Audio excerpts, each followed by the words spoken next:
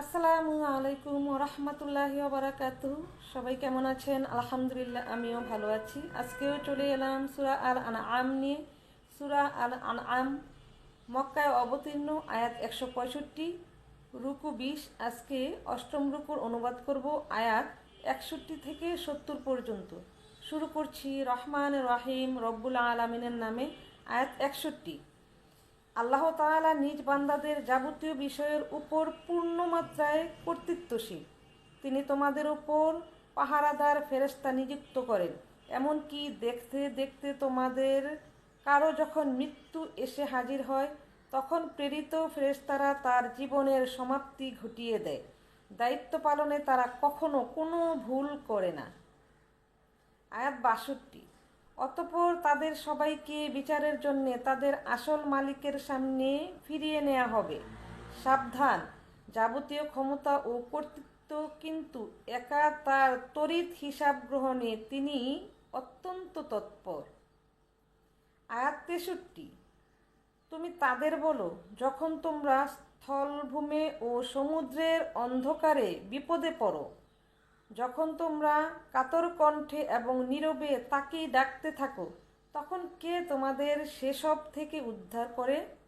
কাকে তোমরা তখন বলো, হে মালিক, আমাদের যদি তুমি এ থেকে বাঁচিয়ে দাও, তাহলে আমরা তোমার কৃতজ্ঞ বান্দাদের দলে সামিল হয়ে যাব। আয়াত ৬৪। তুমি বলে দাও, হ্যাঁ, আল্লাহ তাআলাই তখন তোমাদের সে অবস্থা থেকে এবং অন্যান্য যাবতীয় বিপদ আপদ থেকে বাঁচিয়ে দেন। তারপরও তোমরা তার সাথে অন্যদের শরিক করো। আয়াত ৬৫।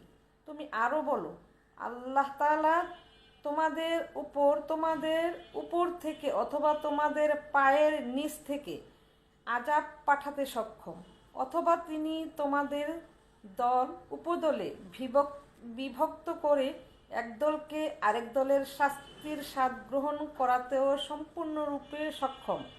লক্ষ্য করো কিভাবে আমি আমার আয়াতসমূহ তাদের কাছে বর্ণনা করি, যাতে করে তারা সত্য অনুধাবন করতে পারে।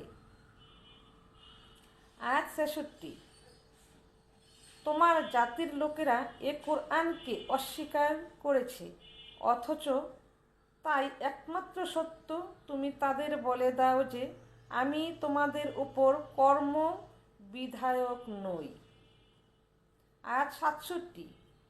প্রতিটি বার্তার প্রমাণের জন্য একটি সুনির্দিষ্ট দিনক্ষণ মজুদ রয়েছে এবং তোমরা অচিরেই তা জানতে পারবে।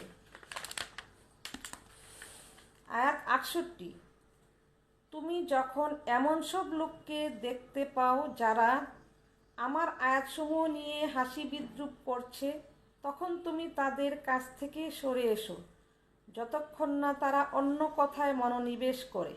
যদি কখনো শয়তান তোমাকে ভুলিয়ে ওখানে বসিয়ে রাখে, তাহলে মনে পড়ার পর তুমি জালেম সম্প্রদায়ের সাথে আর বসে থেকো না। আয়াত ৬৯। তাদের এসব কার্যকলাপের হিসাবের ব্যাপারে আল্লাহ তাআলাকে যারা ভয় করে, তাদের উপর কোনো দায়দায়িত্ব নেই, তবে উপদেশ তো দিয়েই যেতে হবে। হতে পারে তারা আল্লাহ তাআলাকে ভয় করবে। আয়াত ৭০। সেসব লোকদের তুমি আল্লাহর বিচারের জন্য ছেড়ে দাও, যারা তাদের দিনকে নিছক খেলতামাশায় পরিণত করে রেখেছে এবং এ পার্থিব জীবন যাদের প্রতারণার জালে আটকে রেখেছে। তুমি এ কুরআন দিয়ে তাদের আমার কথা স্মরণ করাতে থাকো, যাতে করে কেউ নিজের অর্জিত কর্মকাণ্ডের ফলে ধ্বংস হয়ে যেতে না পারে। মহাবিচারের দিন তার জন্য আল্লাহ তাআলা ছাড়া কোনো সাহায্যকারী, বন্ধু এবং সুপারিশকারী থাকবে না। কোনো ব্যক্তি যদি নিজের সব কিছু দিয়েও দেয়, তবু তার কাছ থেকে সেদিন তা গ্রহণ করা হবে না। এরাই হচ্ছে সে হতভাগ্য মানুষ, যাদের নিজেদের গুনাহের অর্জনের কারণে তাদের ধ্বংস করে দেয়া হবে।